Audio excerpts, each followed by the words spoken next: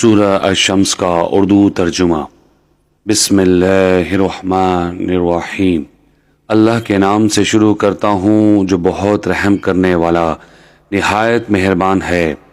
سورج اور اس کی دھوپ چڑھنے کی قسم، اور چاند کی جب وہ اس کے پیچھے آتا ہے، اور دن کی جب وہ سورج کا جلوہ دکھاتا ہے، اور رات کی جب وہ اسے ڈھانپ لیتی ہے، اور آسمان کی اور جس نے اسے بنایا، اور زمین کی اور جس نے اسے بچھایا، اور انسانی نفس کی اور جس نے اسے ٹھیک بنایا، پھر اس کی بدی اور اس کا تقوی اس پر الہام کیا۔